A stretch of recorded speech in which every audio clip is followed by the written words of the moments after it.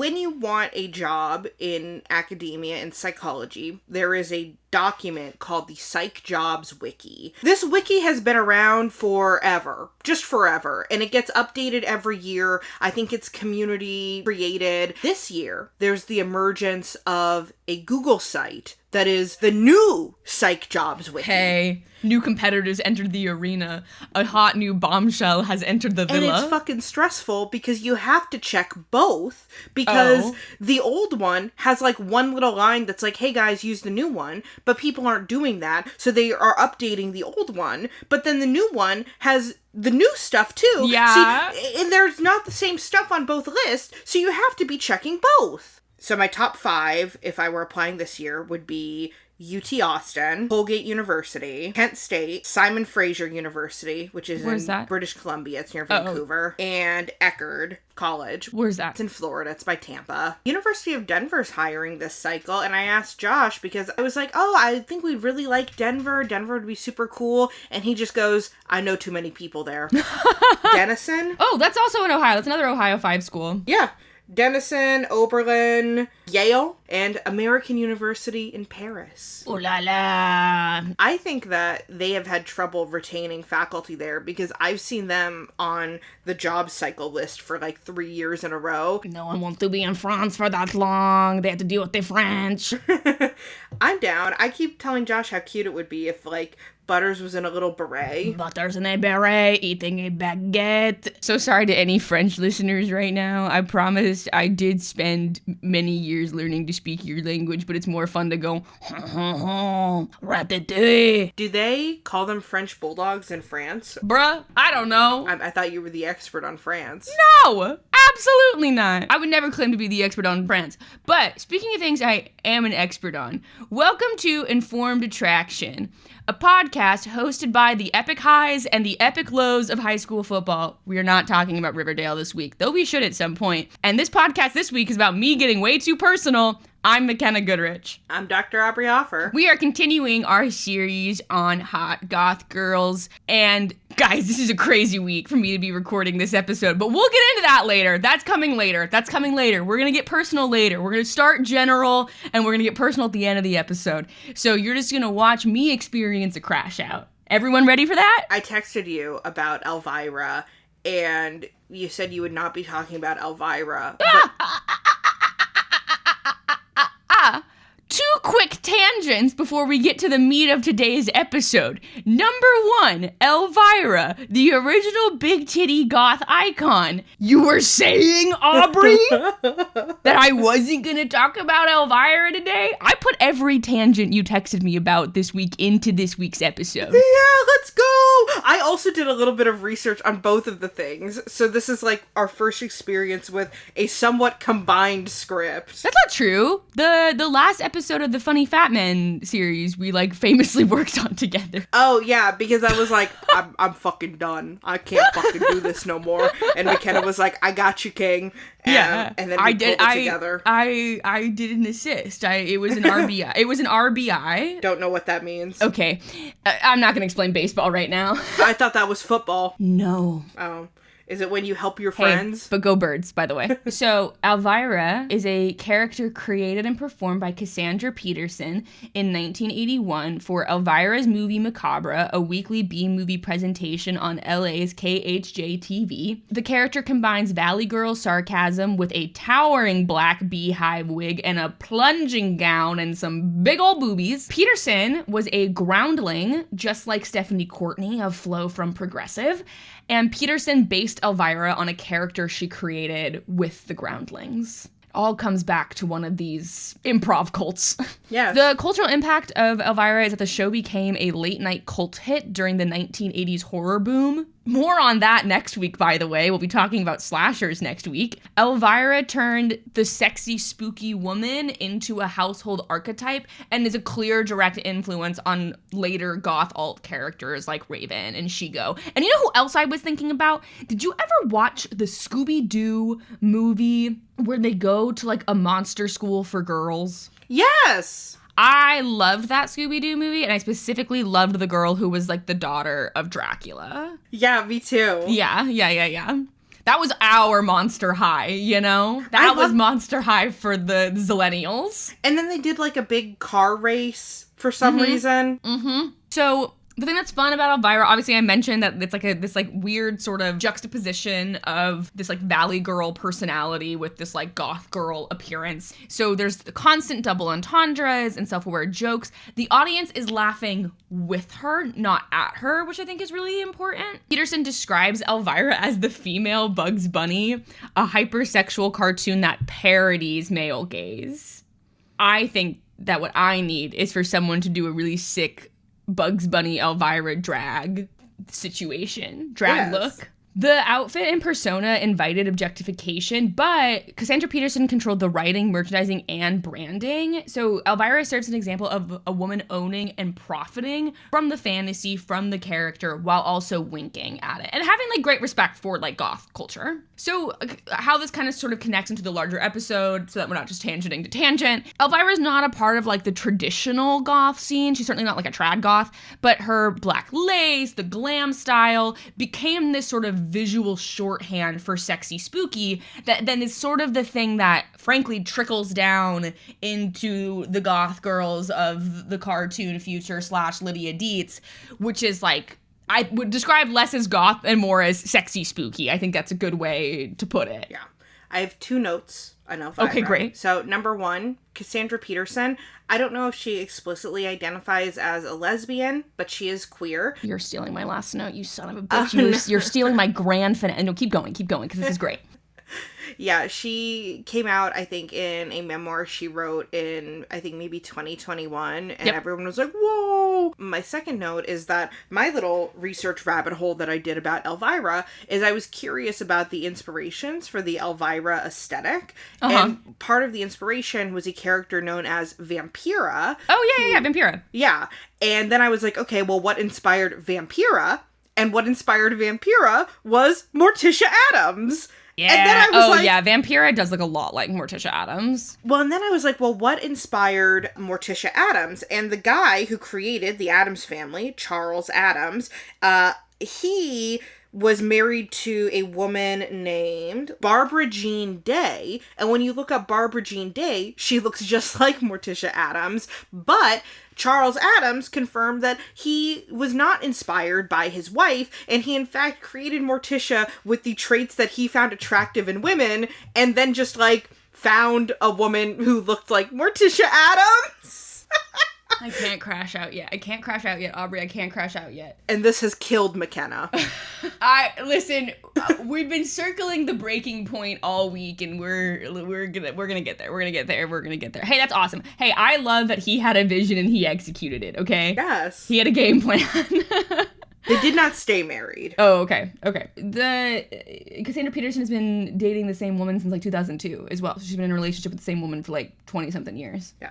So, from the sort of a personal dimension, Cassandra Peterson later shared that she sometimes felt invisible outside of the Elvira costume. I'll say for what it's worth that I kind of didn't realize. I frankly, like, sort of thought as Elvira as, like, an entity in and of herself. I kind of thought that was her real name. Like, I did not realize that it would, like, frankly, like, I feel like the closest thing I can compare Elvira to is, like, a wrestling persona or a drag persona, which are, as some people may have seen from Dropouts, Eggheads, those are the same thing. And so, like, she really was, and she's, like, done stuff on, like, both Dragula and RuPaul's Drag Race, and I think that makes a lot of sense, and I think also WWE stuff, because, like, she is doing the same type of work, and so it makes sense that she sometimes shared that when she was not Elvira, she felt sort of invisible, and I think that mirrors the tension that we sort of started talking about last week that, like, women feel between fantasy persona and real self. Well, and her real life aesthetic is so different from Elvira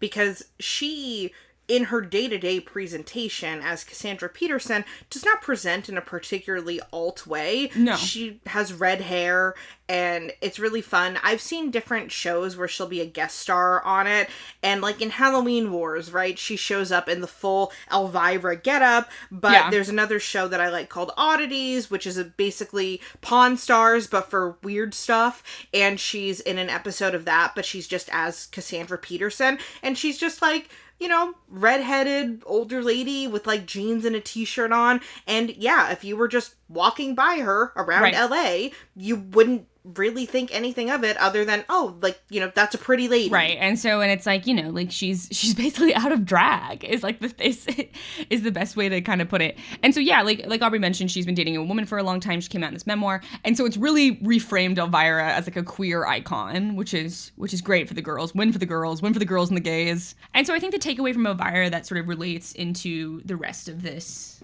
sort of series and the reason why I could really easily integrate her into this series, Aubrey, is Elvira illustrates how goth alt looks can be both fetish and commodified, but also used for agency and control. Yeah. Yeah. So the second tangent that we also mentioned a little bit last time, but that Aubrey was really cooking on this one. And so I think we should I'm doing an abridged version of your cooking. I was high as shit in watching rom-coms. And I was like, oh my God, I can see the fucking lines, the invisible lines that are not clear to me until I smoke a little bit of weed. Yeah. And so I think we can, I have like a, about the same length that we just talked about Elvira. I have some notes about whimsigoth, but I think if we want to do a full episode on 10 Things I Hate About You later or any of the rest of this, we totally can. So whimsigoth is sort of the dreamy romantic side of goth. It's a design and fashion aesthetic blending 90s goth darkness with bohemian, witchy, and whimsical style. Think velvet, lace, moon motifs, lots of celestial motifs, and deep jewel tones. It's much less punk and industrial oriented than a lot of goth and goth adjacent styles are. It's a much softer, more like femme aesthetic than that. It rose from the 1990s alternative culture and sort of was this overlap of like the rise of like the coffee house poetry nights, the thrift store girly pops, and the overlap between grunge, so very like much in the grunge zone, and then this sort of like neo-paganism and interested in like Wiccan that was rising at the time. In addition to fashion, it's also popular in interior design, wrought iron, dark florals, celestial prints. You see a lot of, if you like go on Pinterest.com and type in whimsigoth, you see both a lot of whimsigoth fashion inspo and like bedroom, specifically it's like now on Pinterest, when it comes to like interior design, it's all like how to have a whimsigoth bedroom. So some key fashion elements: flowy dresses, velvet chokers, crystal necklaces, layers of sheer fabric, vintage cardigans, and then usually some sort of like big boot for contrast. There's a girl who was like doing these like whimsigoth get ready with me's on TikTok who I wish I can remember her name, Soleil something, and she was doing a lot of the good work. There's another girl who I follow on Instagram who's like ditzy floral, who has a very whimsigoth fashion. So it's like this is definitely like also like resurgent right now alongside like everyone's interest in like Mazzy Star and Fiona Apple right now. Mm-hmm. And Tumblr is back. Like, my little conspiracy theory is I think that, like, the whimsigoth aesthetic is going to be the Tumblr soft grunge aesthetic for people who are 16 in the next 3 to 5 years. Yeah, totally. And I think I feel like I've seen, like, indie sleaze in the ethos. I think indie sleaze is in the ethos, but I feel like when I think of what is going to be the comeback, I don't know. I just think that I don't know. I feel like right now, at least in music, like, I think cool girls right now who are, like, young teens are trying to listen to, like, 90s, but, like, totally. Soft, like, dream pop kind of vibes. Yeah, totally. It's because adult alternative doesn't exist anymore, and so they're, like, reaching back towards adult alternative. Yeah, that's what I think is... I mean, I can also see a universe where it's sort of a blend of indie sleaze and whimsigoth. Totally. But I think it's, because trends always come back, but they never come back the exact same way. Right. So I can also see this merging of, like, whimsigoth, like, indie sleaze, where it's a little bit grungy and a little bit dark, but there's also these, like, boho elements that get threaded into it. Yeah. Yeah. But what prompted this for me was me and my husband are on this kick where we're just watching all chick flicks lately. We watched like 6 movies yesterday and they were all chick flicks. Yeah, we just watch movies continuously from like probably like 11:30 or 12 until midnight. And we had very different days yesterday. We did. But last weekend, one of the movies we watched was 10 Things I Hate About You, and we also watched Clueless. And those are two movies that I've always viewed as, like, sister movies, and I've never really been able to fully articulate exactly why I think that, but upon this time of watching it, when I was super high and thinking about whimsigoth, I realized that I think 10 Things I Hate About You is a really good example of whimsigoth cinema, despite the fact that it doesn't have any supernatural elements to it at all. Totally. I think that when you look at Kat's costuming, it has all of the elements that Mackenna was describing, of like chokers, messy layers, earthy purples and greens, like witchy, grunge, bookish, feminist, all of that combined. I also think the setting of being in kind of a moody Pacific Northwest, like ivy-covered school, that feels... That's from Twilight. And also the soundtrack, right? So the soundtrack has, like, Letters to Cleo, Joan Jett, like, a mix of kind of, like, punk-sounding music, and also dreamy, like, female-fronted bands. I just think that that's really embodying a lot of the whimsigoth aesthetic. Yeah. And in a way, that's, like, what makes 10 Things I Hate About You, to me, feel very, like, enchanted and kind of magical, despite having no magic within the actual story. Yeah, totally. The other two things I had written down was we should do a whole episode about 10 Things I Hate About You at some point, because I famously cry when I think about Heath Ledger and would love to just talk about him and his career and sort of the type of male space he occupied in media. Yeah. And then I also think that, like, part of this, like, stuff with Kat that we see, for those who don't know, 10 Things I Hate About You is based on Taming of the Shrew. Taming of the Shrew, Shakespeare play is really tough. Play's tough because it's about, like, this guy basically breaking down a woman who does not want to get married into, like, this, like, submissive housewife. Me and Mackenna have similar views on Taming of the Shrew, where a lot of people will try to project some kind of feminism onto Taming of the Shrew, and me and Mackenna do not fuck with that at all as an interpretation of the script. No, I want to direct that play so badly. My pitch for it is I want to do it like a psychological horror of you, like, watching a woman's mind get destroyed by, like, an abusive relationship. I think there's also, like, a compet element that you can put onto it of, like, she doesn't get married to a man, and it's at a time when, like, you want to marry men, so it's like, what if she just wants to be a lesbian? And it's like, you can't. So I have like an A24 psychological horror play version of Taming of the Shrew that I'm constantly cooking with. I'm cooking with gas, but no one lets me direct Shakespeare. So the film, the other note that I have is that, like, I think that, like, a big thing in whimsigoth is, like, this, like, light dark balance. When we talk about 10 Things I Hate About You, we also have to have a side tangent where we talk about John Tucker Must Die, because they try so hard to make Penn Badgley Heath Ledger in that movie. They really do. Even down to giving him the same hair, and he cannot pull it off. No, Heath Ledger's a very specific man, is the whole thing.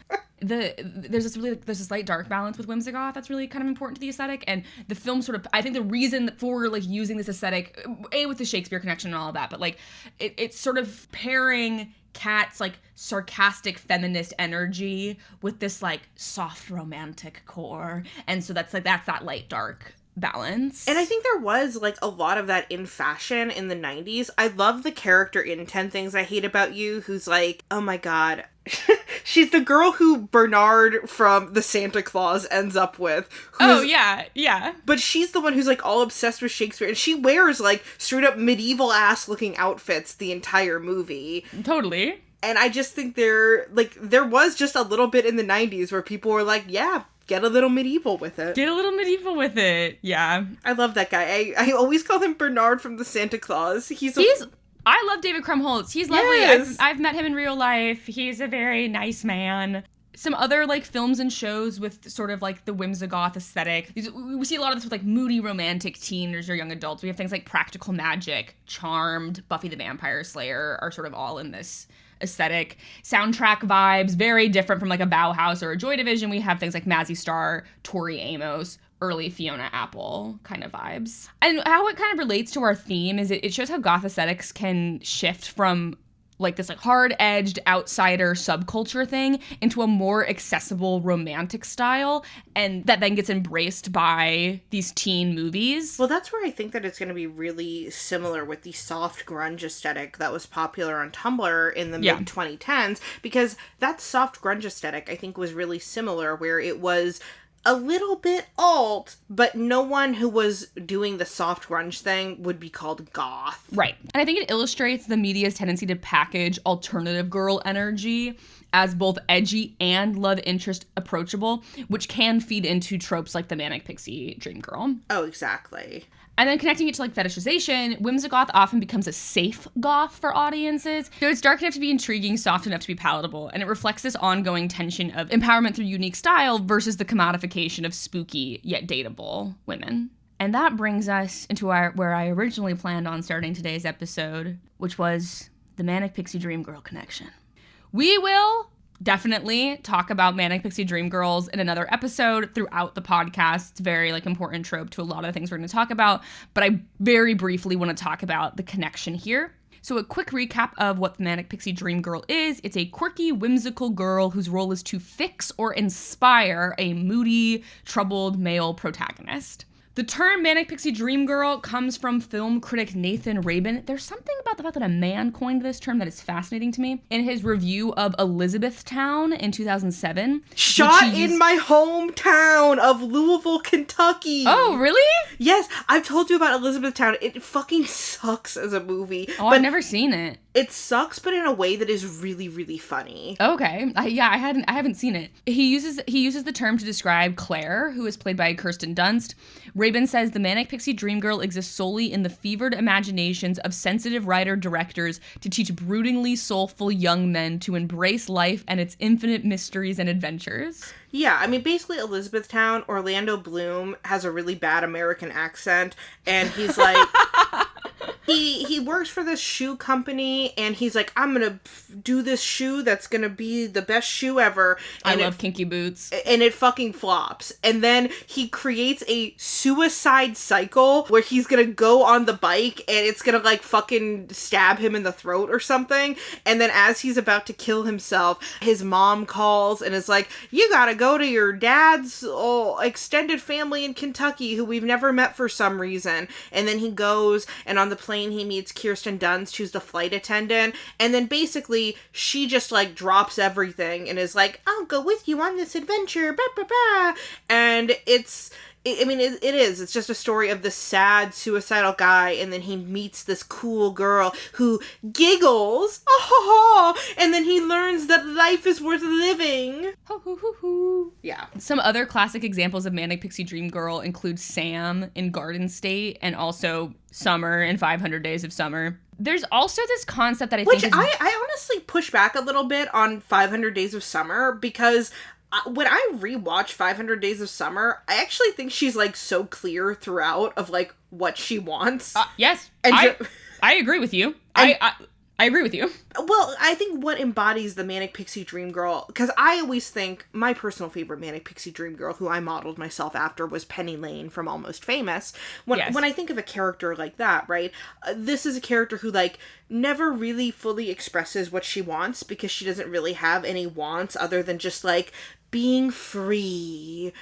And I actually think Summer from 500 Days of Summer isn't a great example of the trope, because he's projecting all of this onto her, and at pretty much every beat in the movie, she's like, I do not want this, like, I do not want this long-term relationship, I do not want this is what I want, and Joseph Gordon-Levitt's character just, like, ignores that at every turn, and then wonders why he's so hurt, which is why a lot of people think 500 Days of Summer is a subversion of the Manic Pixie Dream Girl, but I think that's unintentional, that it's subversive. So this is what I was going to say. So I think that 500 Days of Summer is a movie about a man who wants a Manic Pixie Dream Girl and is projecting it onto Summer, even though that's not who Summer actually is. Yeah. But his We're seeing it through his perspective. His perspective of Summer is that she's a Manic Pixie Dream Girl. That is not who Summer is as a person, which is kind of the whole thing with Manic Pixie Dream Girls, is that no one is actually like that. Yeah. And like that is the lens through which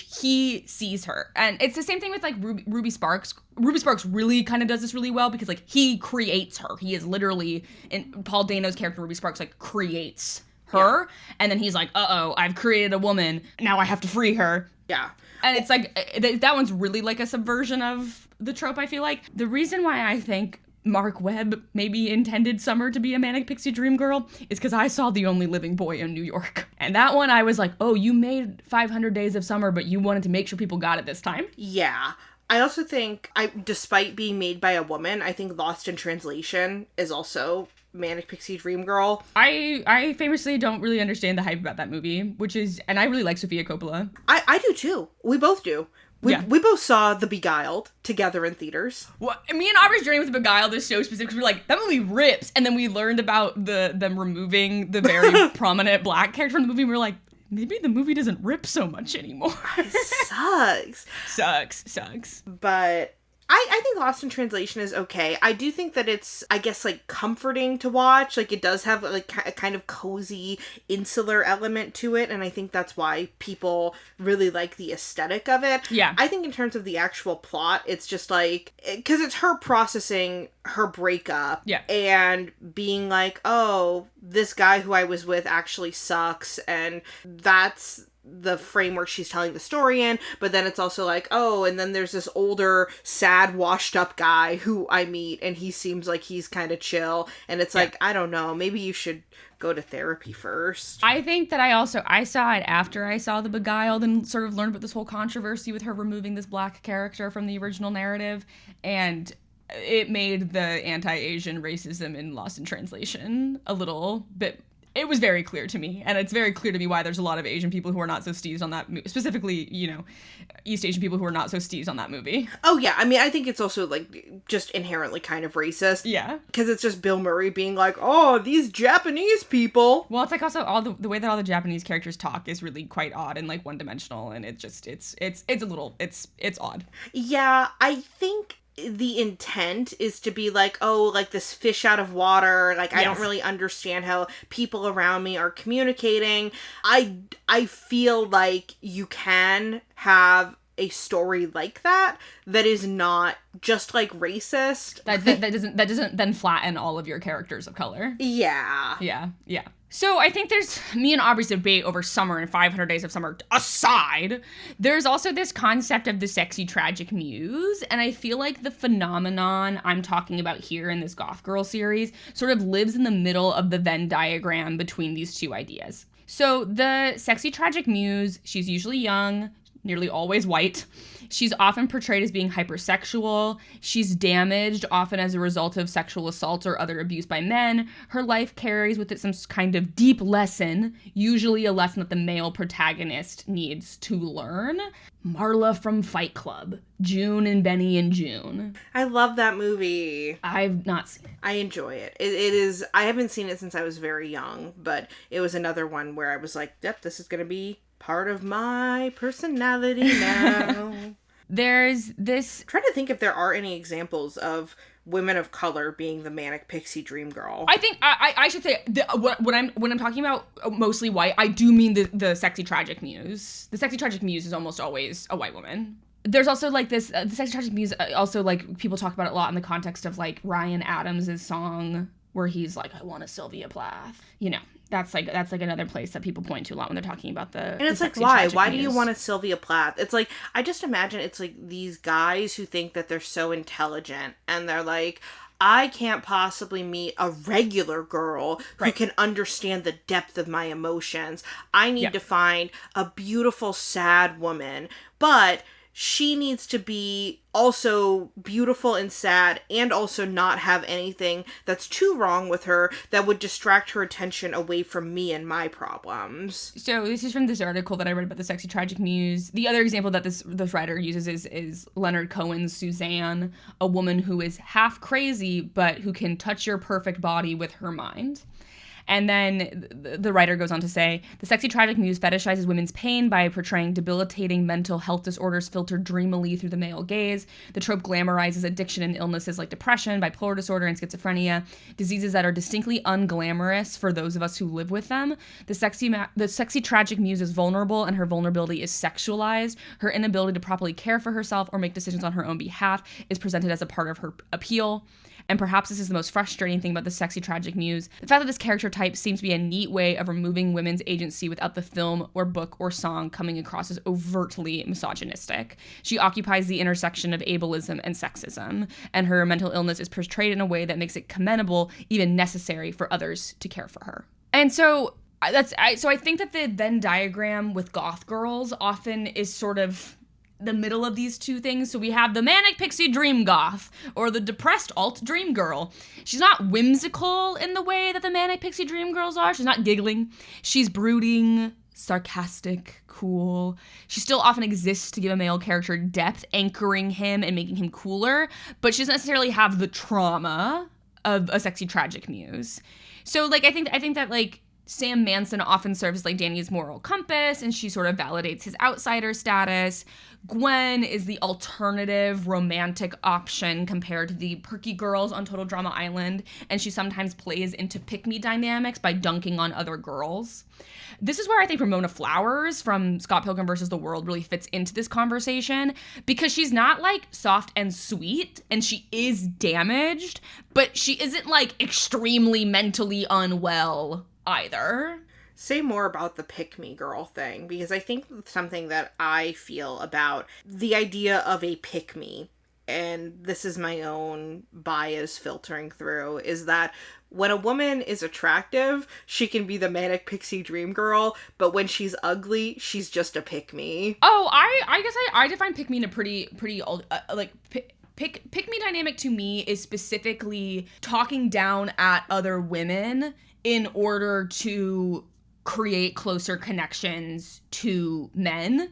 That to me is specifically the way that I define the pick-me dynamic is people who are like, other girls with their fucking makeup and stupid bullshit. I'm not like that. I want to have a beer and hang out with the boys. And it's like, you can have a beer and want to hang out with the boys without like having to demean like girls who don't want to do that. Yeah. And that's sort of the thing that like Gwen in Total Drama Island falls into sometimes, where she's like, these preppy gross girls, yuck, disgusting. And it's like, I think that's to me the pick me dynamic is I don't like the other girls thing. I don't like these things that these dumb other bitches like that. It's to me the pick me dynamic specifically has this lens of denigrating other women in order to do it, to create a proximal closeness with men. Yeah, it's like actually vocalizing that difference. Whereas I think with the Manic Pixie dream girl, it's like she's just eating a burger and we're just observing it. But then the pick me dynamic comes through when they're like actually then verbalizing like, see, I'm eating a burger unlike these other girls. These other bitches who order salads like little fucking skinny whatevers. It's like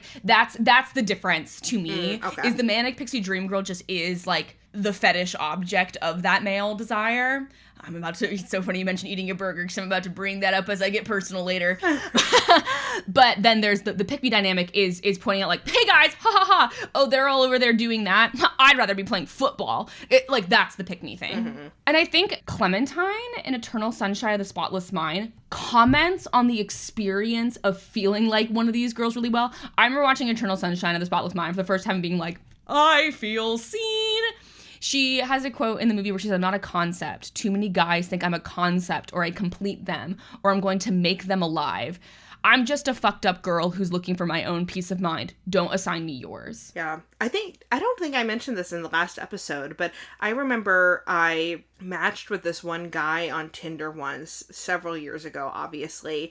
And the one thing he messaged... Because Aubrey's married, if you didn't know. And I've never forgotten it, because the one thing he messaged me was, you look like you could ruin my life. Oh yeah, you have told me this before. Oh my god. It's so crazy. And so it has been projected on me as well. And I think that I just forget how, when I was dating, how often I would have experiences like this, because I just haven't had them in so long. You're not in the thick of it like I am. You're not in these friggin' trenches. Dude, it's rough. And it's like, what does that even mean? I look like I'm gonna ruin your That's life. like a Why? common thing I see on Hinge all the time, is that sort of like looking for a girl to ruin my life. Like I see that all the time. Because I'm gonna be crazy. Yeah. So it's funny that we started talking about dating apps. But I'll suck your dick good. A quick but relevant tangent here. Aubrey and I talked a little bit last week about the borderline personality disorder stuff and the stereotypes surrounding that. The other day, Aubrey sent me an Instagram post that was a screenshot of some tweets.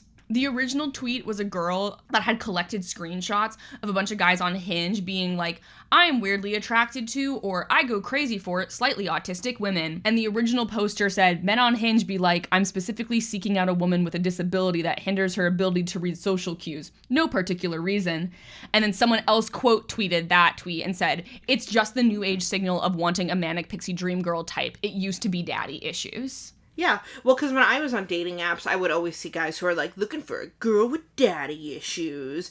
And it's like, because you think that they're gonna fuck really good because they have issues. And that's the sexy tragic muse thing. That's the she can touch your body with her perfect mind or whatever. That's the sexy tragic muse, is she's so fucked up, but it's that good pussy, you know? Well, yeah, it's like she's so fucked up, but maybe I can put my finger in her butthole. And that's like the thing that I mentioned about the borderline personality stuff that like fucked me up so much when I was a kid, is that like you would see all this dating advice for men when it came to women with borderline personalities, where that was like, you should have sex with them, but you should never be with them. It's the crazy hot scale thing. It's like all of that wrapped up. So I just want to say, read these tweets.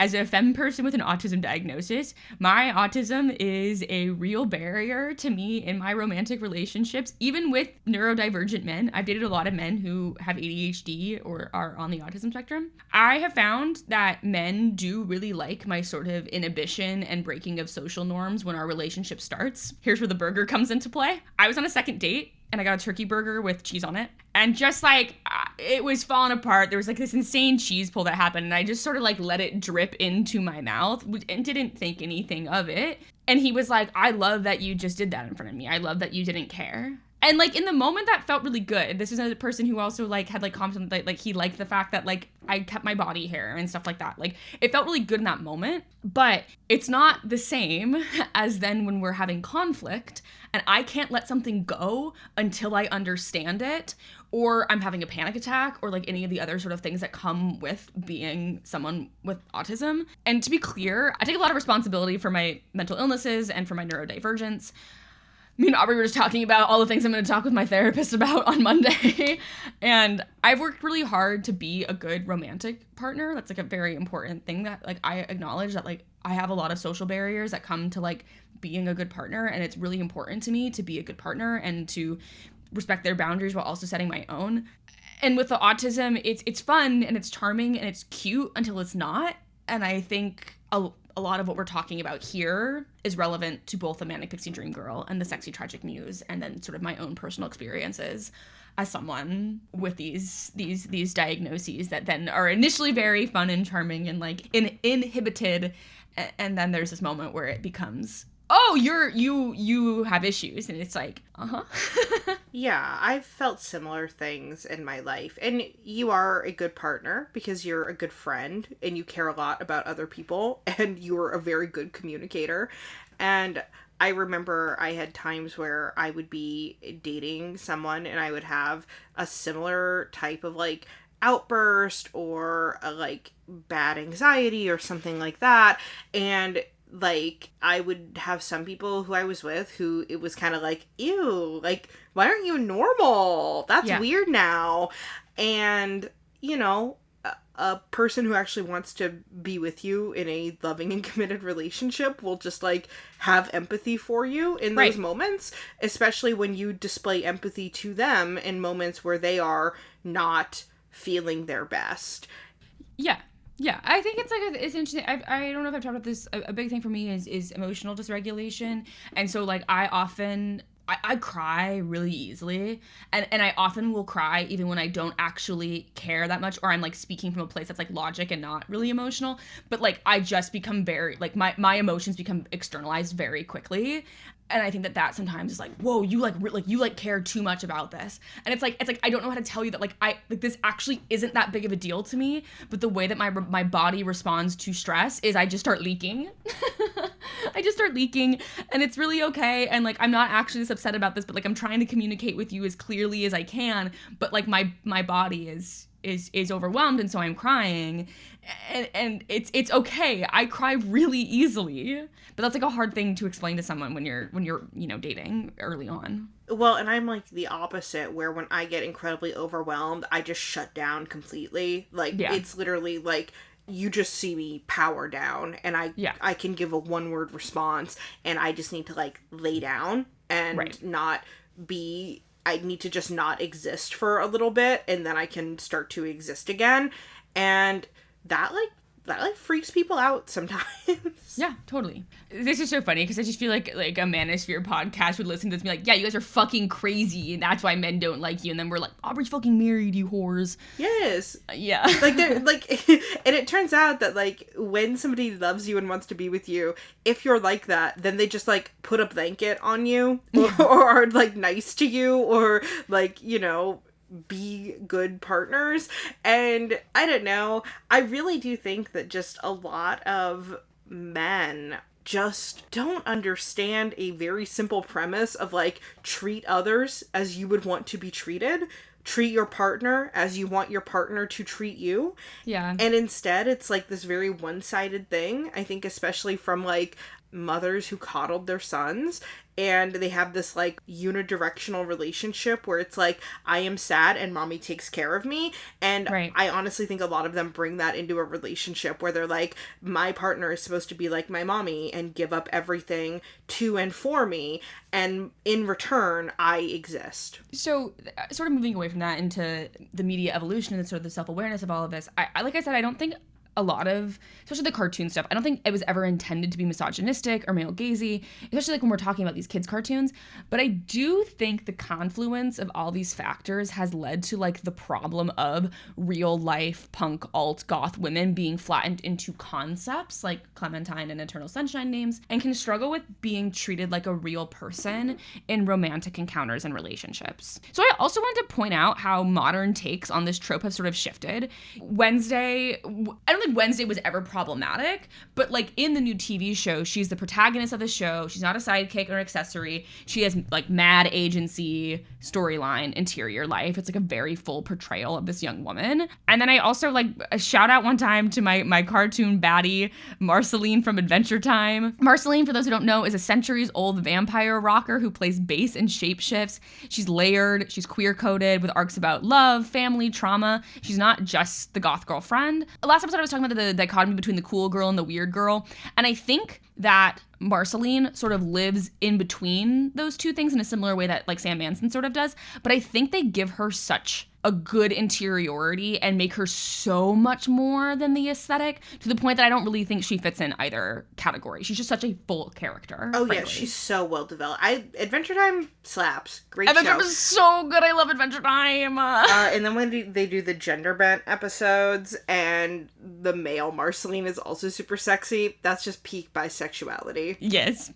Yeah, well, yes. I've also mentioned the phrase e-girl before in this series, and I wanted to define what I mean by that a little bit. So this is from a Vox article that was written about e-girls. What does an e-girl... You know what? Fuck it. Aubrey, it's time for you to read. Put me to fucking work. I don't want to read anymore. So this is from a Vox article. Aubrey is going to read this description now.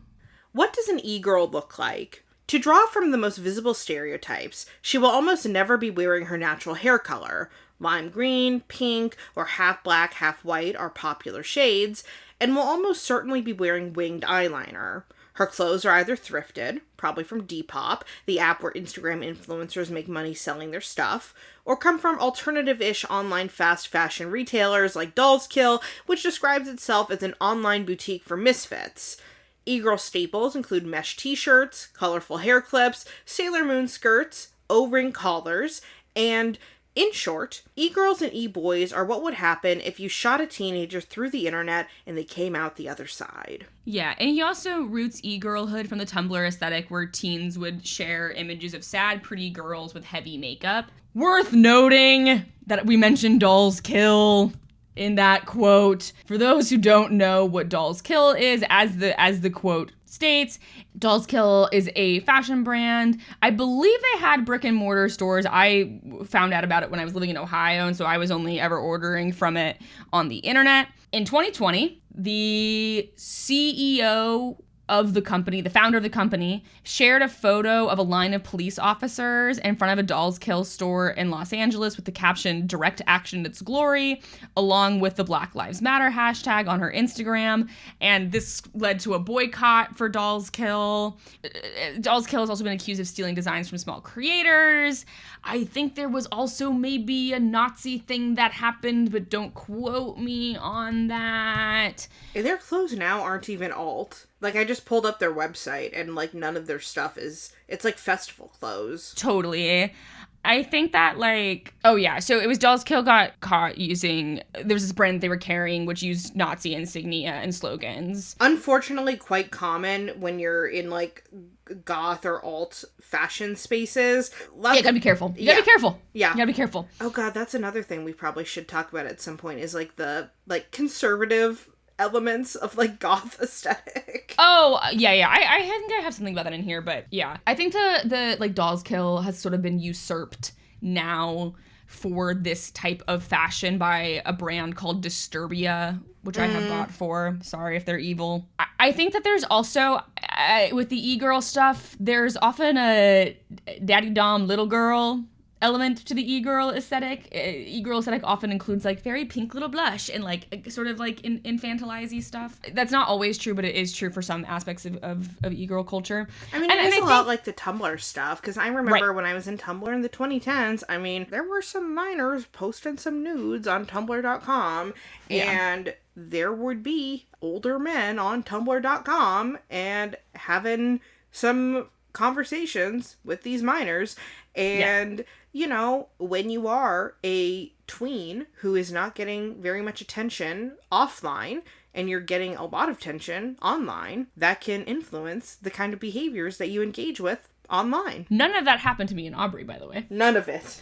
That's not a mutual shared experience that Aubrey and I have at all. I think in many ways the e-girl did sort of emerge out of the goth girlfriend meme and the idea of, like, the palatable alt girl, which is why I think you see, like, the colored hair, the piercings, the eyeliner, but then there's also this, like, hyper femme and submissive element to it, which I think speaks to the sexualization of goth girls. And also the Dolls Kill thing. It's important to note that there is definitely a fast fashion goth aesthetic, and, like, influencers were, especially between, like, 2021, 2023, were selling an alt look as divorced from the subculture in this sort of same, like, trend cycle that we have seen time and time again that Aubrey has recently fallen prey to with her recent Labubu purchases.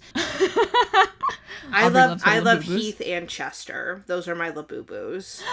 I think the e-girl aesthetic really dominated TikTok until, like, 2022, and then we got more into, like, the clean girl of it all, and the clean girl sort of dominated the e-girl, as it were. But some of us are still holding on. Some of us are still holding on. We got tattoos we can't take back. Because I think that's part of, like, the whole, like, shift back towards conservatism, and also these girls being like, I regret getting my tattoos, and it's like, I don't care. I don't regret any of my tattoos. I want more. I love my tattoos. Yeah. I love my tattoos. I'm getting another one. I will have another tattoo by the time this episode comes out. Yes, brother. So we sort of end up in this tension between reclamation and fetishization. On the empowerment side, we have identity and agency. Dressing in black, dramatic makeup, or industrial Victorian styles can be a deliberate act of self-definition and setting yourself A, apart from the norm, and B, as a part of a specific community, saying, I decide how I be seen. Many goths talk about how important visibility on their own terms is to them.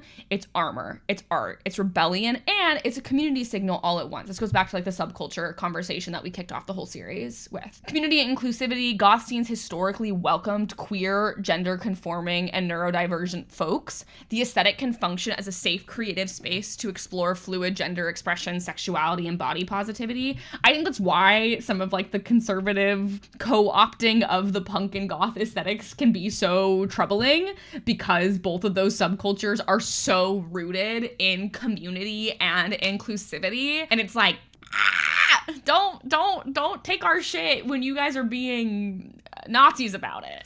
Yeah, I mean, I don't know very much about it, but I know that, like, in the UK, there was a sort of, like, skinhead aesthetic that was very, like, coming up at the same time as punk aesthetic. Yes. And I think that as time has gone on, though the distinctions between both of those have become more and more ambiguous, and then it causes this kind of confusion. Yeah, totally. I think that, like, skinheads was a subculture that sort of emerged in London among working class people, and it drew from both the mod and the rude boy subcultures. Mm-hmm. And there's, like, okay, there's, like, the traditional skinhead movement, which is, like, from the late 60s, early 70s, and those weren't the racist skinheads, to be clear. There were the not racist skinheads, but then in the late 1970s, sort of a white nationalist faction began to emerge within the movement and sort of usurped the original meaning of the term. And this has led to the common misconception that all skinheads are racist. But yeah. But the skinhead aesthetic has a lot of relationship to the punk aesthetic, and that's because they're both like, they were both youth subcultures, and so it's tricky. And so, yeah, you now unfortunately have a lot, like, as the far right skinhead groups emerge, punk gets commercialized, and you get it. It's tricky beans. Josh loves the original skinhead aesthetic, and there's been many times where he's like, I want to dress like a skinhead, and I understand what he means, but I'm like, you can't say that to people. Yeah, it's tough. It's tough because that term has totally been taken over by white nationalists. 100%. Kind of hilarious for him to say as a brown man. Yeah. But, you know. Hey. Who am I to say you can't be a skinhead? Yeah. The other, like, part of the empowerment side is artistic expression. Fashion and makeup are treated as performance art. Corsets, dramatic eyeshadow, platform boots. This whole, like, the theatrical elements of goth that we were talking about last time are creative statements. And then we have the objectification side, the goth girlfriend fantasy. Online memes about the big titty goth girlfriend or alt-e-girl reduce the aesthetic to a pornified costume. The allure of dark and different, that sexy spooky girl, is packaged for mainstream consumption, often aimed at straight male desire. We have media stereotyping. Shows frequently give us a hot but aloof goth girl, but her mystery is there to intrigue or challenge the male protagonist, not to explore her own narrative. I think that's something that, like, sets Marceline apart from a lot of the other characters we've talked about, is that, like, Marceline's aesthetic is of her own and is not really related to, like, a man desiring her. Yeah, and she has her own arc. Yeah, totally. There's a commodified rebellion. Fast fashion and TikTok trends sell the surface, the black lipstick, the chokers, the fishnets, without the subculture's music, politics, or community. I dare the girly pops to name 5 Bauhaus songs. I'm just kidding. I'm not one of those guys. Please. I am a little bit. I think you should, like, I'm gonna be dead ass. I'm a little bit of a gatekeeper. I think that if you're gonna be part of a community, I think you should know the things in that community. Yes, that is the thing we were talking about with subcultures last time. Corporations monetize edgy while stripping it of its meaning. Obviously, it is antithetical to goth and punk cultures to be participating in, like, the machine, which is why this commodification is completely antithetical to the ethos of both subcultures. And to this last point, I think that's why it's weird but not surprising that you do have the emergence of Republicans who have adopted alt-punk goth styles, because this corporatization and commodification have divorced it from its original politics and countercultural meaning. I think what's her stupid name? Laura Loomer. She had, like, colorful hair at one point, And it's like, you can't even trust that the dyed hair girl is a leftist anymore. The blue hair is not necessarily a leftist anymore. It's really tricky. But yeah, I think that like I've seen it a lot more on like Instagram and TikTok of like these like people who will get in comment sections saying like very like conservative, straight up fascist, authoritarian shit, and then you click on their profile and they have like blue hair and piercings, and you're like, are you okay? Well, right. Like I remember once we had a negative comment on our social media about my appearance, and then I go to the guy's profile and it's like this like punk guy who makes like horror movie masks, and I'm like, you're the one calling me an ugly fatty? Like, yeah. Like, do you even understand, like, what the ethos of your own fucking community is? Like, you who wants to paint yourself as an outsider wants to come into the comments and talk about how I'm, like, a fat, ugly weirdo. It's like, go put on a fucking polo shirt, you piece of shit. Right, and I think that that's the thing that, like, we were talking about with, like, to literally go back to the Bauhaus, can you name 5 Bauhaus songs comment, is it's like, that's why subcultures are so protective over, like, being in group and not, you know, like, and being a little exclusive about like their conformity to their own aesthetics and interests and types is because, or else you lose the aesthetic remains in all of these people who are using it, but the ethos of like this like love and acceptance and, you know, being an outsider like is lost, and it's just the aesthetic without the values. Yeah So part 5, just a quick summary of what I think are the real world implications here.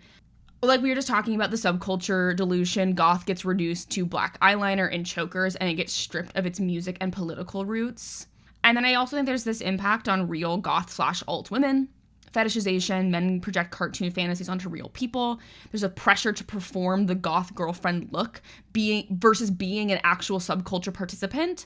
I think it's important to name here that like some women who lean into this fantasy in a playful way, and that's fine. Like that's like, okay, I don't like, maybe whatever. It's okay to do things for the male gaze sometimes. It's okay. It's okay to like want to be desired by, like, if you are a woman who's attracted to men, it's okay to do things so that a man is attracted to you. Like that's okay, and I'm not gonna sit here and say it's not. Like it's okay. It's okay. Like I don't want to like demonize women who do things because they I do a little bit. I think you're coming from a place of misogyny. Me? No, not you. I think women who are performing for the male gaze in any way, it's coming from a place of misogyny. I think it's fine for you to do it, but right. I mean, this is where like even I can sometimes get a bit radical when it comes to certain things, and you have full autonomy to do whatever you want with your body, right. And I think that it is important to acknowledge if you're like,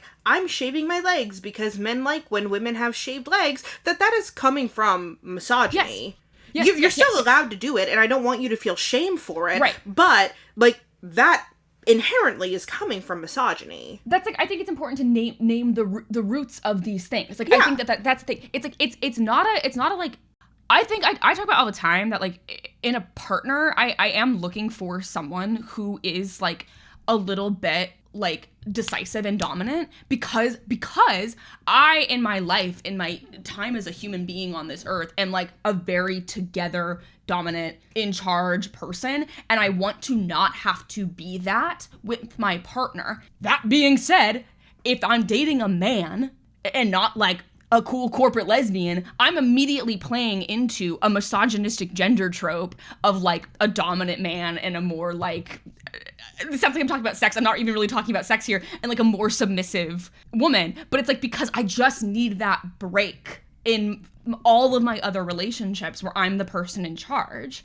And like that's, I think the important thing for me to acknowledge that is it's like that is the thing that I do maybe want, and also that is based in like a patriarchal value that has been like instilled in me, and that's okay.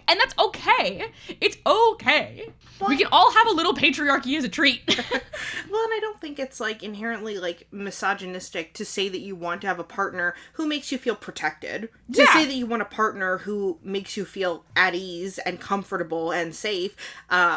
You know, I think those are things that people want. I think those are things that men want from women too. And so it's like, if in your alt girl or e-girl or goth girl aesthetic, you're playing into the like little girl daddy dom thing, it's like that is coming from a place of misogyny. And it's also like, I'm not going to be mad at you for it as long as you like know what you're doing and you're being safe and secure in that decision. It makes me think of a post that I shared on my stories recently that was about this new proliferation of the like protected princess aesthetic and this idea that like, you know, right now the world is a very unsure, crazy kind of place, and a lot of women are responding to that by being like, I need a man who's gonna take care of me.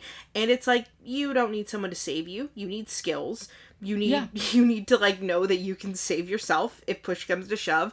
But like, I think that the women who are like, I'm a princess and my husband's treating me like a princess, like that's like coming from a place of misogyny. And I say that as someone who quite frankly has a husband who treats me like a princess. Right. Totally. But I also have skills, and if push came to shove, I could defeat an armed gunman. So So yeah, so I think, like I said, I think it's important to name here that there are some women who lean. I'm choking.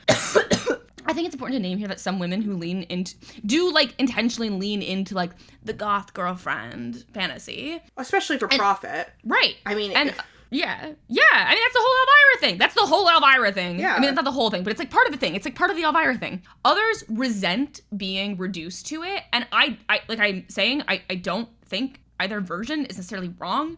I feel myself reveling in the fantasy of my partner sometimes, and I also experience the feelings of objectification and fetishization that come with it. That is a tension that I feel all the time. That's a tension that I just like walk around with. I think it's a tension that kind of comes with like being a woman in some ways, but like specifically like living in this aesthetic, like that is like a tension that I feel in basically all of my romantic relationships / some of just like my regular interactions with like male friends. So to speak to my own experience, this is part 1 of me speaking to my own experience. There's a part 2 coming. I always struggle with dating, and I just, it's not everything that's come easily to me. And whether it's because I'm autistic, because I'm kind of a tall person, or perhaps because I'm secretly ugly and no one wants to tell me that. That's what the anxiety monster tells me anyway. False.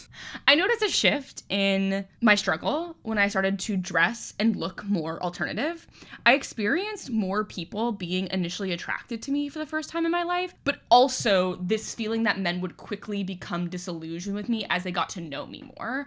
This was always something that I sort of experienced, but it usually like took a lot longer because I also have a lot of interest. Like, it's like a running joke that a lot of the things that I like are like things that toxic men like. Love Radiohead. But like, so usually it like took a lot longer at this point, and I feel the disillusionment a lot faster now because I do think it's more predicated on what I look like versus like my interests. As soon as I reveal any level of death, it's like the glass shattered in some way, and I wasn't just Ramona Flowers or Sam Manson or Raven anymore. I was a real person with real feelings and worries and opinions, and that was a problem. I'll note what I experience a lot with like connecting with men on things, and do sort of also connect with the goth alt thing, like whether that's books, movies, etc. Oh, this is where I wrote this joke. I wrote this joke better, so I'm gonna say it again. Whether that's movies, books, music, it's like a running joke that many of my favorite pieces of media are considered male manipulator art. Here's looking at you, Radiohead and American Psycho. My interest in conspiracy theories and historic events like the Donner Party and the Black Plague draw them in, but then when we get past all the spooky goth girl stuff into just like hanging out and spending time with each other, I feel them lose interest pretty immediately. And so there's this like near constant tension between me feeling pretty confident in my hair and my makeup and my tattoos, and also feeling like it's building a wall between me and actually forming a genuine connection with someone. And I'll note that like I know I'm an interesting person, and so I don't think it's just like people get past me being attractive and then are like there's no substance there. I do think it's more like the real person of it all. It's the disillusionment to the real person behind the aesthetic. Well, they want the fantasy of like, oh, this hot alt girl, she's gonna, I don't know, show me scary movies and whatever. It's like, it's using you as like a personal Spotify content curation rather than someone you actually want to like engage with. Right, and I think that's something that we talked about like a lot with like these goth girl characters often serve in this like capacity to like provide depth and edge to a male character. Scott Pilgrim having to defeat a bunch of evil exes for Ramona Flowers makes him more interesting. Well, I think it's like, I think boring men are attracted to alt women because they think that proximity to novelty will make them novel, will make them interesting. If I hang out with people who are alt and cool, that's gonna make me alt and cool. And it's like, no, dude, just like fucking listen to music, watch movies. If you're interested, like, I don't know, one of the things that Josh has always talked about is when he was starting to really get into dating, he had this thought or whatever of like, whatever you want in a partner, be that. Right. And I think that that goes for like how you act, how you engage, but also like fucking like how you present yourself. Like, yeah. Like if you want the fucking alt baddie so bad, like, I don't know, wear a fucking choker. But if you're too much of a pussy because you're from Nebraska, like, maybe you don't actually want an alt girl. Maybe you're just bored. Sorry to Richard and Sierra, my friends from Nebraska, for catching a stray there. I'm talking to you specifically. I think it's been troubling. I'll be honest, it's just been troubling for me. Is I have dated alt guys who also behave like this. Yes. And so it is a little bit of like, I think there are some like more normie dudes who are looking for a mystery, and I also think that like this sort of is a cross problem because of just like the fetishization of this aesthetic, is specifically when it's applied to women. Well, yeah, I think the alt guys are doing the same shit, only they're at least willing to paint their nails black or whatever because they think it's going to get them laid, and it works. And can connect with their partners on surface level things like having similar taste in movies and music and art and you know, like historical interests and things like that. But then when it gets to the actual like depth of what comes with like being in a relationship, that's not there. Well, they don't want a partner, they want an accessory. Right. On a positive note, there's also many queer and feminist readings of goth and alt women. Many goth girls are queer coded. Marceline and Elvira are two that we have talked about throughout the series. And there's space for alternative gender and sexual identities, outsiders identifying with outsiders. I mentioned this when I talked about the weird girls in the last episode. These characters allow people to feel seen in the media they consume. I know I just said positive notes. I think a thing to also say that sometimes happens for queer, and this happens to AFAB non-binary people all the time, speaking from experience, but I do think that like the goth girl is such a specific thing that I think that non-binary folks, especially AFAB non-binary folks who operate in an alt or goth aesthetic, often end up with partners who want a goth girlfriend and thus misgender them, and that's a really tricky thing. That's a really tricky thing. But I think the good news is that like the community in and of itself is a space that is so accepting of alternative gender and sexual identities, and that like it is not a problem of the subculture. It is a problem of the dilution of the subculture that this has happened. Right. Well, and I think a lot of like she, they, non-binaries run into issues like this where it's like, if you present 55% femme, that's right, enough for a cis male partner to be like, I've got a girlfriend. Right. Well, I think maybe something to talk about in like a later series in general about like non-binary identity is like, I wouldn't even just say for people who use she, they pronouns. This is a problem that friends who use they, she pronouns experience. I have friends who have used they, them pronouns who experience this issue. I have two friends who are my friend Stephanie and their partner. It's so lovely to see. Stephanie presents very femme but uses they, she pronouns, and their partner is so good about like, I think genuinely seeing them as a non-binary person and not as like, my girlfriend who uses they, them pronouns. And like that is like a very special thing. And so whenever I'm with Stephanie and Matt, I'm just like, oh my God, wait, this is so nice. This is so nice that like he very genuinely validates their gender identity in a way that is just like, oh, that should be the standard, but it is in many ways like a breath of fresh air, you know? Well, it's a transphobia. I mean, most of these men are transphobic, and it fucks with them to think about fucking someone who is not a girl. Right, and I think it's a thing that we talked about a few episodes ago. I don't remember what series we were talking about this in. Frankly, it might have been like the M&M's episode. When we were talking about this idea that there's like well-intentioned, like feminist ally men who cannot extend that allyship and that feminism to their interactions with people they want to have sex with. Yeah. And that is a very real phenomenon of like, you can be someone with like great politics in theory, and then in practice, it sort of flies out the window. See, but to me, that just means your politics were performative. Oh, totally. Absolutely. And that's like 100% true. It's this like but it's this like cognitive dissonance thing of like technically believing the right things, but that belief not actually, I don't know, it's very surface level, it's performative. It doesn't actually like go into their interactions. And we live in such a culture of like even people I know who can really disentangle the patriarchy and misogyny from other parts of their lives.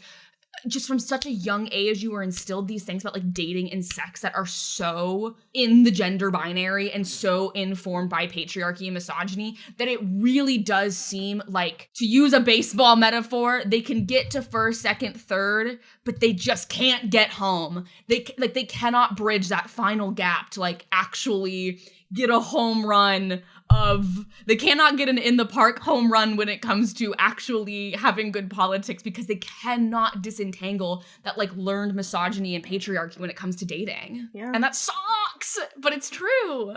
To close, as a heads up, I'm gonna get pretty personal. This was always pretty personal for me as an episode. I don't know if that was clear the whole time, but as I'll explain, this week in particular, it got even more personal.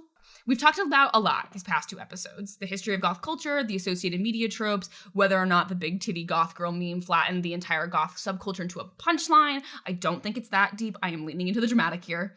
However, I keep circling back to how this has personally affected me and my body image almost my entire life, but in rather different ways over time. I love so many of the characters we've talked about in this series. I grew up crushing on all of these girls and wanting to be them when I grew up. I remember seeing Scott Pilgrim vs. the World in theaters and being like, holy fuck, I want to look like that. About both Ramona Flowers and Envy Adams. Like, I was like, that is what I want to fucking look like. Shigo has been my profile picture on Instagram for as long as anyone can remember. And it's Thorn from Hex Girls on both TikTok and Blue Sky. I've been Raven, Thorn, and Sam for Halloween. You'll catch those pictures on our social media soon. I've always wanted to look like these characters, but I was always really scared until I was an adult, and then I had enough agency to stop caring so much about negative judgment from others. And being a little alt does make me feel like I get to choose how I show up in the world, which is what I think unites all of these sort of subcultures in their truest sense that we've talked about: goth, punk, emo, alt. The idea of being in control of the way that you look in a way that feels authentic to you and explicitly outside of the norm. But it is complicated. I was initially delighted by how much more attention I got from people I found attractive when I started dressing in a way that did feel more honest to myself. Getting tattoos, dyeing my hair, etc. It felt like as I gained more confidence and comfortability in my appearance, I was in some way being rewarded for that in the form of people also finding me attractive. You hear all the time that when you're confident, you're gonna attract more people, all that stuff. But then, of course, I quickly experienced that when someone realized I wasn't just the sexy, spooky girl, I wasn't the cool girl archetype, but an actual person with opinions and anxieties and boundaries and basic requests of how I'd like to be treated by romantic partners, that spark seemed to die. I originally wrote this closing monologue a couple days before we recorded the last episode. In the last week, I have had 3 separate interactions with men that have left me feeling like a body and nothing else. And I would love to say that these were like random men who didn't know me. We've talked a lot about this on this podcast about me getting catcalled, but in fact, it was quite the opposite. One of these interactions was someone who I've known for about a month. One was with someone who I've known for a few months and I've gotten very close with in that time. And one was with like a very good friend who I've had for years. And there's almost a pain in knowing that the more I get to know someone, I might still just be a body to them in some regards. And I can't help escape the feeling that how I look is a big part of that. And I don't even think it's mostly the alt-girl aesthetic. Frankly, I think it's less to do with me and more to do with them. But I do think it's partially the shape of the body that I live in as a thin person with a fantastic ass. And an even smaller part is certainly my aesthetic. We talked a little bit earlier on about men on Hinge wanting autistic women, and even though I also no longer have a BPD diagnosis, I don't think I'm ever going to escape the notion of being this sexy, tragic dream girl, or a crazy but fun to sleep with girl. And that is, may I say, troubling as I look into my 30s and the rest of my life. When I was reading that Reddit thread, I recognized the ache of those women, the tension between loving an aesthetic and also feeling reduced to a Halloween prop or a porn ideal. Some of those women talked about strangers who treated them like a fantasy to collect, not a human being to know. Others felt the pressure to stay mysterious just to keep someone's interest. I'll say I personally experience a pressure to put up with behavior that I don't like or makes me uncomfortable or hurts my feelings in order to keep up the fantasy of being a cool, aloof girl who doesn't care. And as I was revisiting this monologue at 1:30 a.m. last night, I thought a lot about the girl who said she no longer felt like she was doing the aesthetic for her. As Aubrey and many of my friends know, I have spent the week genuinely considering chopping all my hair off and dyeing it blonde to distance myself from the person who feels the way that I feel right now, which sucks. Because I finally have reached the point in my life where I feel like I look like Shigo or a Hex girl, which I have wanted my entire life, and I don't know that I can want it anymore. So there's this tension that I don't have a clear answer for. Alt style as armor and freedom, but also as a vibe people project their fantasies onto. I can celebrate these characters and the confidence they gave me while also mourning how often the world refuses to see past the silhouette. And for what it's worth, I'm not a cool aloof girl. I got a tardigrade on the wall, there's a ceramic frog next to me, and right now I can't watch anything besides Twitch streams because my brain is too busy to focus on anything besides Mario Party Mondays. And I also deserve to be treated with kindness and respect from romantic partners, even if it means breaking the illusion that I don't care. Because I do care. I care a lot. Last night, my friends and I were dancing in a bar, and I felt so free in my body and attractive and wholly myself and lost track of the pain and the tension for a little while. So maybe the best I can do is relish in the joy I get from spending time with myself and keep insisting that behind the tattoos and the hair color and the very good taste in music is a whole person, someone worth knowing and loving, even after the goth girl facade shatters. That's the end of the monologue. Did it feel like the end of a monologue? Did I write a good monologue? You didn't interrupt me. I was scared. No, you wrote a very good monologue. And I think that you're somebody who I have found interesting since you were 14 years old and did not have any element of alternative aesthetic. And you are somebody who I will find interesting when you are 80 years old. And whether you are an alt 80-year-old or not, I will still find you incredibly interesting. And it really does just break my heart to see how often you have been objectified and degraded into anything that is less than a fully embodied human being. Because part of what I love so much about you is that I think you are such a rich person. I think you are rich in intellect. I think you are rich in taste. I think you are funny. And it is really just so saddening to me that you've had these experiences where people do not see the scope of that. Well, I say that, but I think what really happens is that I think they see the scope of that, and I think that they realize that they themselves are quite hollow. Sure. And I think that that is something that they don't like to sit with. And I think being in your presence is a reminder of how hollow they are. You guys ever wondered, Aubrey is the nicest person to me in my entire life, and I'm sorry that this, maybe I'm sorry, but I'm not, that you had to experience the bright light that Aubrey shines on me sometimes. I really don't say all this personal shit to like garner sympathy or whatever, to like use the podcast as therapy, whatever. I have a therapist for that, but I want to illustrate that, like, you know, when we're taking topics like Meg Griffin from Family Guy or American Psycho or Goth Girl cartoon girls seriously, it's because like I do think, like, I mean, the whole reason we do this podcast is because I do think there's like real world implications of this shit, and like this one, just for, you know, it's kind of the first episode we've done where like I have just really, really felt the ramifications of this one in a way that's like just pretty visceral, and it's like and I don't say this again to say to anyone that you shouldn't think that goth girls are sexy. Please find me hot. I would love to be found hot. Sexy to Someone by Claro, please. But like, it is like, I think we should be thinking critically about these things as we're all moving throughout the world and trying to approach each other with like empathy and kindness and goodness, because it's like, we gotta all deal with each other. So we might as well like understand each other and be nice to each other. Yes. And, you know, I will say, I think that at least in the last episode when we were recording, I was really distancing myself from, like, these experiences. But, like, there were times where I was dating and I was a cool alt girl. And especially with, like, jock guys were so into me because they thought that I was so cool and different. And, like, I am. I think I just don't feel that way as much anymore because I married a guy who's really cool. And... Josh is really cool. Josh is really cool.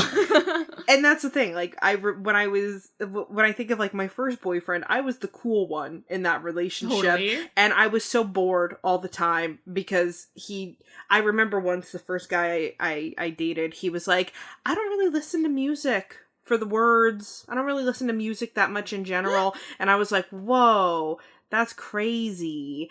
And then meeting my husband, it's just he's cool. He's got a lot of cool taste and great stuff like that. And so I think it's just been a long time since I've felt like I was, like, a cool person in that way. My husband does think that I'm cool, but it's like, it's just different. It's different. You're also very cool. You used to fight cops. I do. I did used to fight cops. It's just different. Like, when you're with somebody for a long time. And wouldn't know. And I guess I'm saying this not to flex on my great relationship, but to say, like, you know, I had these experiences when I was dating where I was a body. I mean, I remember when I was 19, I was dating a guy in his 30s, and he wanted me to have a threesome with his friend who was in his 50s, and I was like, no, that actually makes me quite uncomfortable. And he was like, you're so fucking immature, don't talk to me again, because I like talk to me again when you grow up, basically.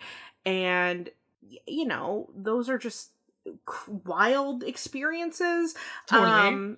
And eventually, like, I met somebody who, like, found me attractive and cool and interesting and did not make me feel like I was just a body anymore. And I think the flip side of that is that when you're in a relationship for a really long time, there are times where you wish that you could be a little bit of just a body again. Totally. Instead of just intertwined souls going about the world as though you're in the movie together. Totally. I was looking like that movie with Dave Franco.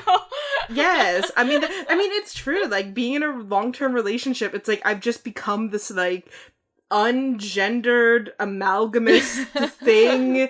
Do I have an original personality? I do, but it only feels complete when I'm with this other person.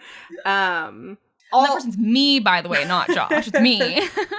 All of this to say is I think that there is someone out there who will love you the way that I love my husband. And I think that person is out there, and it's so not comforting. When I was single, I was never comforted by anything anybody told me ever. I hated being single. And I guess all I can say is there will be a time where you are not, and you find a person like that. And I know it feels hopeless often, but also to say, I love hanging out with myself. I love myself. I love spending time with me. And so it's like, it's like, ultimately, like, I'm not so stressed about this, but I am, you know, stressed about the feelings in the moment. But, you know, I just think it's like a thing to talk about, because I just think it's interesting. And also, we got to talk about a lot of the cartoon characters that I really like. And I bet no one thought me talking about Vanessa from Phineas and Ferb was going to turn into a gigantic monologue about respecting goth women. Yes. I wanted to close with a palate cleanser of a collection of memes last night that roused me from my crash out. Like Uma Thurman getting adrenaline straight to the heart in Pulp Fiction. So let me, Aubrey's gonna read you some of these memes, and we're just gonna have a great little meme review here at the end of the podcast. Daily affirmation: I will succeed because I am insane. Yes. Yeah. Woke up with a heart bigger than my body again. Yes. Me looking ahead with excitement and curiosity rather than tenseness and mistrust, and its little cat. Aw, that is me. I'm trying to look ahead to my future positively and not with fear. Pour into yourself like you're your own dream girl. You are your own dream girl. Yes. Me to my internal monologue. I just want you to stop saying odd shit. Wanna be Morticia Addams when I grow up. Yes, that has always been my goal. And the last one I want to end on is my King Salem. As long as you drop everything and stay focused on me, I should be fine. Yes. I should be fine. So that's the thing. I think perhaps more so than me potentially by the time this episode coming out having short blonde hair and becoming the hot blonde woman I always feared. I think perhaps it's time for us all to enter a Salem the Cat era of our lives and just be. Yes. And just be. I'd love to, by the way, audience, I would love to tell you that next week we're going to be way more chill, but I'm pretty sure the next series is going to be about slashers and disability. So get ready for another weird one. Let's fucking go! Happy Halloween!